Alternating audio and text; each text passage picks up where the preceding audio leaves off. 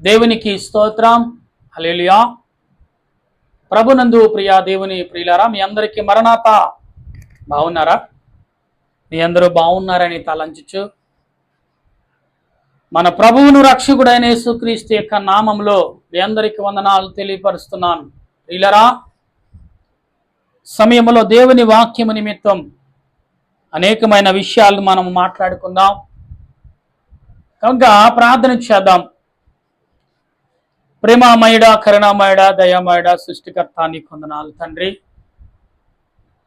మేమేమైనా అది నీ చిత్తము, మా ఉద్దేశము కాదు, నీ ఉద్దేశాన్ని నెరవేర్చి ప్రభా నీ ఎదుటి మమ్మ చేర్చి నేను స్తుతించే భాగ్యం నాకు నాయన వినుచున్న బిడ్డలకు అందించిన మా దేవానికి వందనాలు. మా తలంపులు, మా హృదయ ఆలోచనలను ఎరిగిన దేవుడు, మా ప్రార్థన విజ్ఞాపన ఆనాడు గెత్సెమనే తోటలో యేసు ప్రభు చేసినట్టుగా మేము చేయుటకు ప్రయత్నం చేస్తున్నాగా దేవా, మీరును తండ్రి గారును పరిశుద్ధులు శరేబులు కరేబులు 24 పెద్దలు 4 ఆత్మలు సహాయమును దేవుని వాక్యం బలము గలది, సజీము గలది, రెండంచుగల వాడిగల ఖడ్గము ఎటువంటి ప్రాణాత్మలను కేళ్లను మూలుగులను విభజించిన మట్టుకు దూరుచు హృదయక తలంపులను ఆలోచింప చేయుచున్న ఈ వాక్యము ద్వారా మీ ఎరిగినట్లు ప్రభా నా జ్ఞానం యాపాటిది ప్రభా నాయన నా జ్ఞానమును మరుగు చేసి నాలో నీ ఉండి నీ బిడ్డలతో మాట్లాడమని ఈ భయంకరమైన దినాలు, ఈ కడవరి దినాల్లో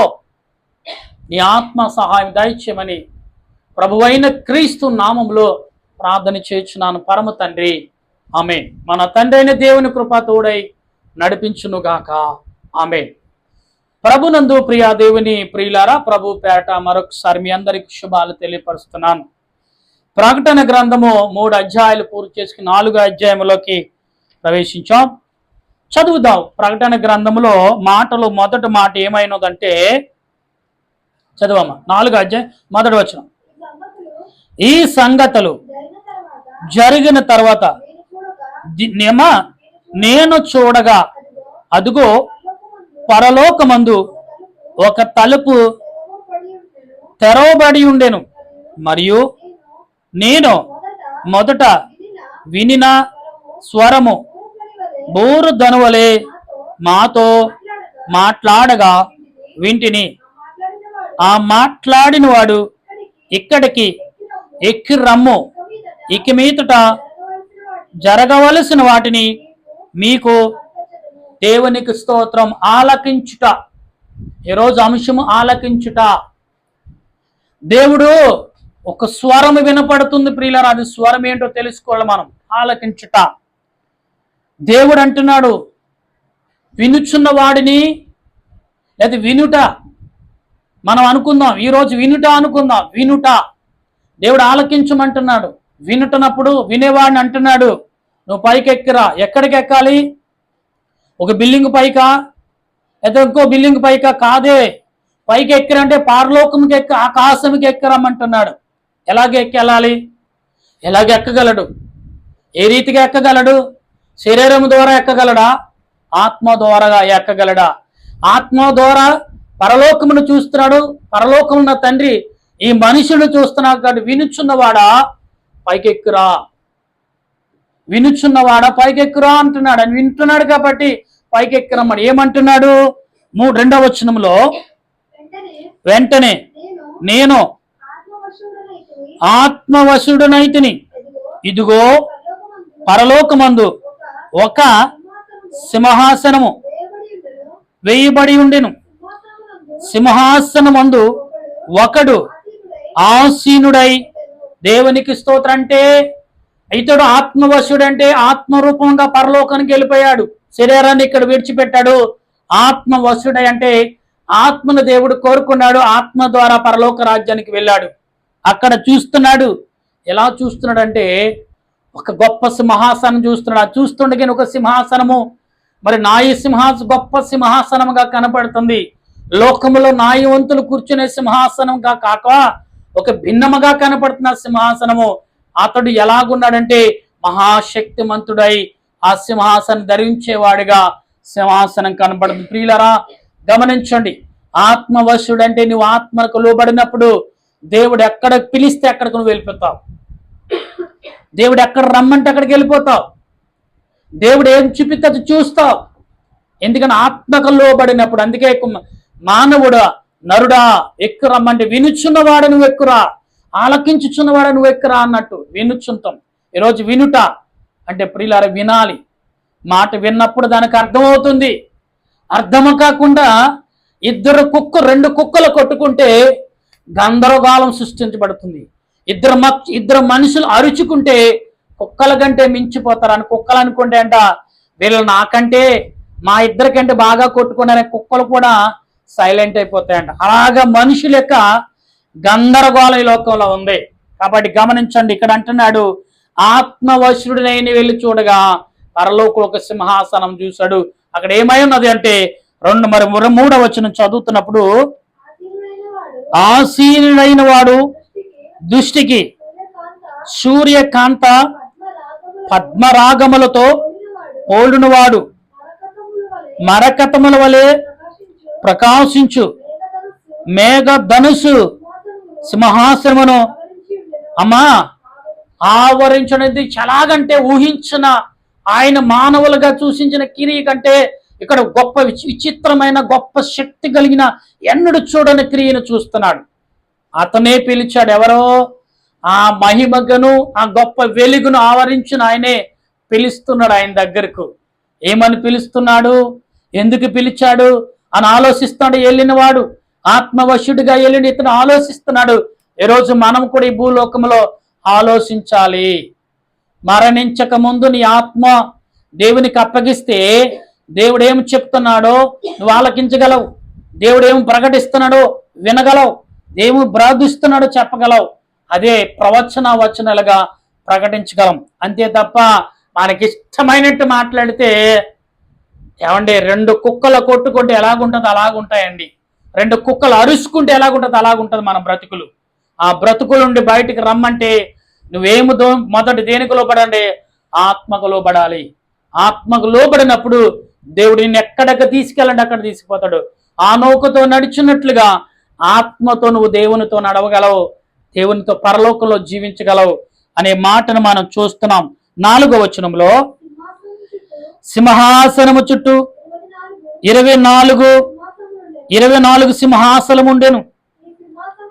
ఈ సింహాసనమందు 24 పెద్దలు తెల్లని వస్త్రములు ధరించుకుని తమ తలల మీద సువర్ణ కిరీటములను పెట్టుకున్న వారై దేవునికి స్తోత్రం. చూశారు, ఇతను ఆత్మవశుడే గొప్ప దృశ్యాలు చూస్తున్నాడు. ఈ రోజున ఈ లోకంలో మానవుడిగా ఉండి నువ్వెన్ని పాపాలు చేసినా కానీ దేవునికి లోబడితే నీ పాపాలన్నీ తొలగి పరలోకం వెళ్తావు. 24 పెద్దలను చూస్తావు, ప్రభు సింహాసనం చూస్తావు, ప్రభువునే చూడగలవు, పరిశుద్ధులను చూస్తావు, దేవదూతలను చూస్తావు. అక్కడి భూలోకంలో ఏమండి అదృశ్యమైన ఆత్మలో పరలోకంలో నువ్వు చూడగలుగుతావు. వారు చూసి అనుకుంటారంట భూలోకంలో జీవించే మానవుడు ఆత్మవశుడే వచ్చాడు అని అతడికి చూపించే క్రియను చూసి సంతోషపడతారంట. ఇలా మనం ఏమై ఉన్నాం ఒకసారి ఆలోచించుకోండి. ఎంచేపు లోకం లోకం లోకం లోకం అని పరుగులెడుతున్నా మనకు దేవునిని ఆత్మలో పరుచుకునే ఆలోచన మనకుందా? ఉంటే ఈరోజు నిన్ను నువ్వు ప్రశ్నించుకో. నీ ఆత్మను ఏ రకంగా బలపరచుకోవాలో ఒకసారి ఆలోచించుకో. ఆత్మకి ఎలా లోబడాలో వెతుకు.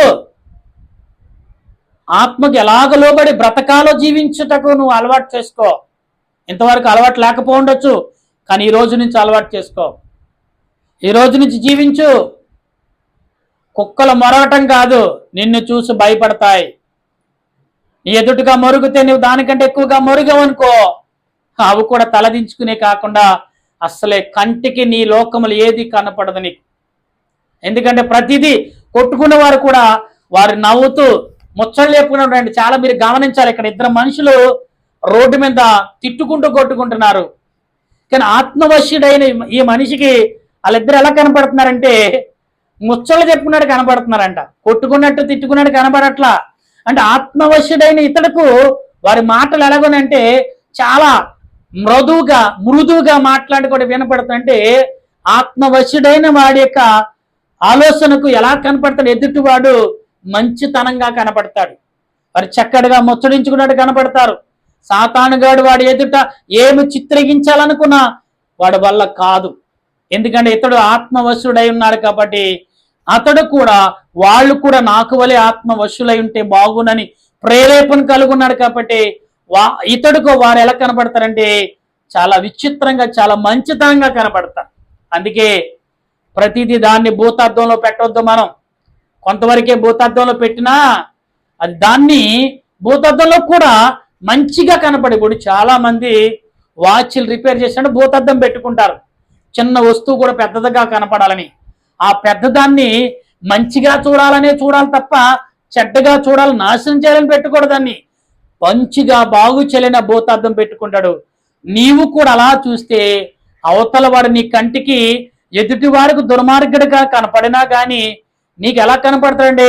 మంచివాడిగా నీకు కనపడతాడు. ఎందుకని పెద్ద భూతార్థంలో పెట్టినా కానీ నీ దిష్టికి, నీ మనసుకు ఎలా కనపడుతున్నాడు? అవతల వాడు మంచితనంతో కనపడుతున్నాడు.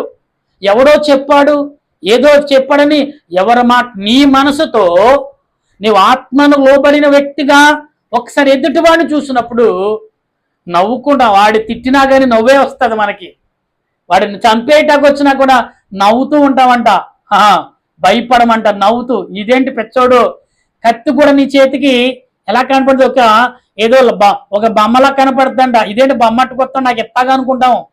ప్రియులారా, అలా కనపడుతుంది. ఎందుకంటే ఇతడు ఎలాగున్నాడంటే ఆత్మవశుడే ఎదుటి వాడిని చూస్తున్నాడు. అతడు కూడా అలాగే ఉన్నాడు. అంటే అతడు దూరానికి కత్తి పట్టుకొస్తున్నాడు, ఇక్కడ ఉన్నాడు. ఇతను ఆత్మవశుడై మంచిగా ఎదురు చూస్తున్నాడు, తన ఆత్మను చూస్తున్నాడు. అతడు కూడా నాలా ఉండాలని ఆశపడతాడు. అవతల వాడు కత్తి తట్టుకొస్తాడు. దగ్గరికి వచ్చే కొలది ఇతనిలో ఉన్న ఆత్మ అవతల ఉన్న ఆత్మను ఆకర్షిస్తుంది. అప్పుడు నవ్వుతూ ఉన్నాడు. కత్తి తట్టుకొచ్చిన బూతులు తిట్టినా సురా నవ్వుతూ ఉన్నాడు. ఇతనిలో కోపం రావట్లేదు. అప్పుడు అవతల్లో ఉన్న ఆత్మ ఏం చేస్తుందంటే తలదించుకుని కొట్టకుండా, తిట్టకుండా, ఏమండి మామూలుగానే మౌనంగా నవ్వుతూ ఉంటుంది. కాబట్టి గమనించండి ప్రియులారా, ఎప్పుడూ కూడా చెడు భావంతో మీరు అనుకోకండి. ఆత్మకు లోబడితే పరలోకంలో 24 పెద్దలు చూస్తావు, పరలోకంలో మహిమను చూస్తావు. 5వ వచనంలో ఆ సింహాసనములో నుండి మెరుపులను గనులను ఉరుములను బయలుదేరుచున్నవి, మరియు ఆ సింహాసనము ఎదుట 7 దీపములు ప్రజ్వలించుచున్నవి.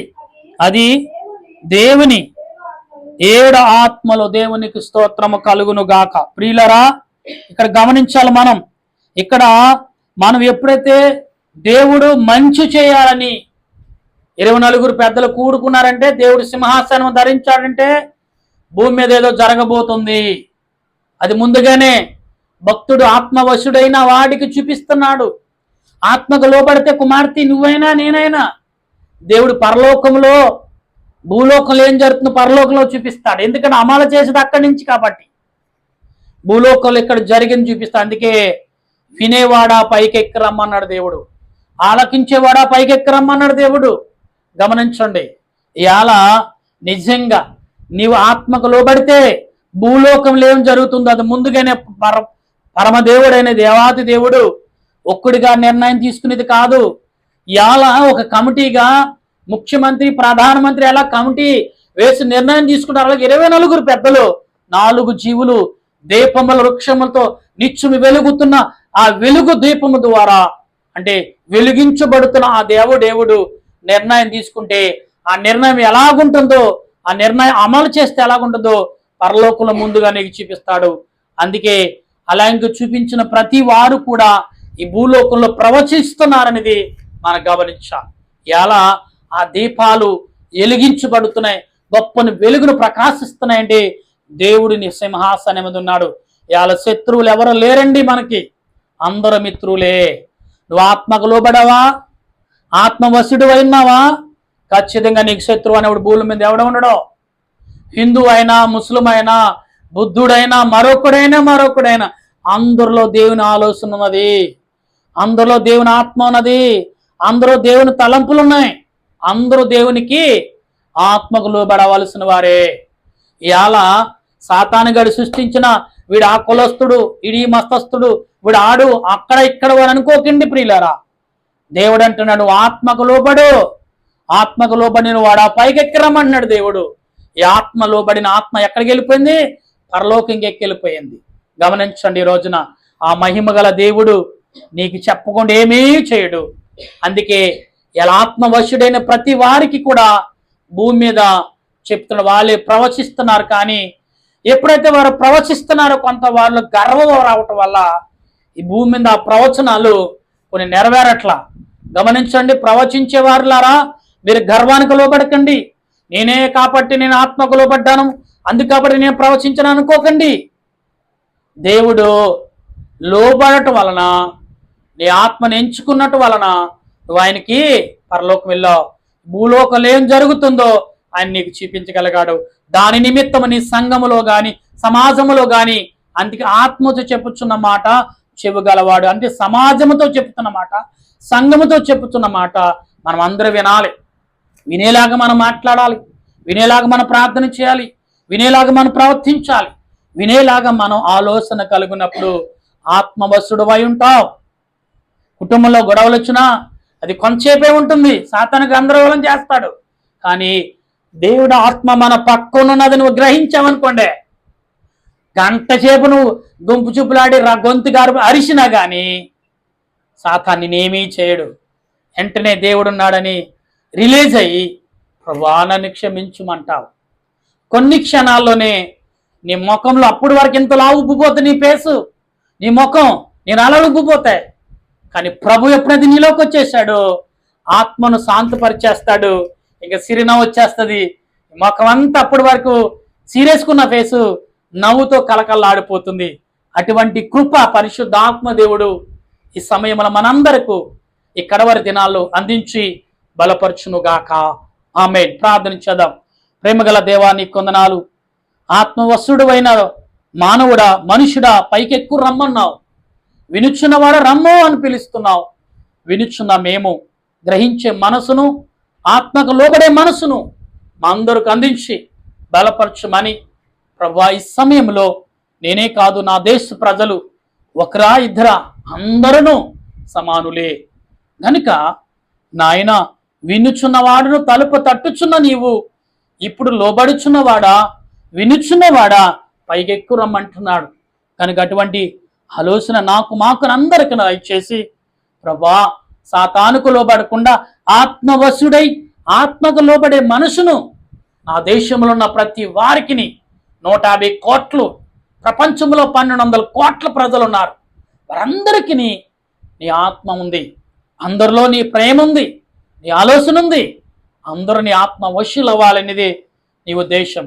అటువంటి ప్రవచనాలు ఇక్కడ వారి దినాలు జరుగుతున్నాయి ప్రభా.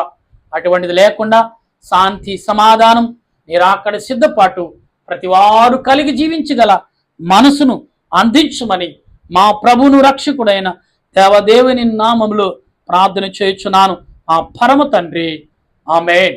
మన తండ్రి అయిన దేవుని ప్రేమ, దేవాతు దేవుని కృప, పరిశుద్ధాత్మిక అనేక జీవితం ఎప్పుడు ఎల్లప్పుడూ సదా తోడుగా ఉండి ఆయన రాకడకు సిద్ధపరచును గాక. ఆమేన్, ఆమేన్, ఆమేన్. అందరికీ వందనాలు. మరణాతా.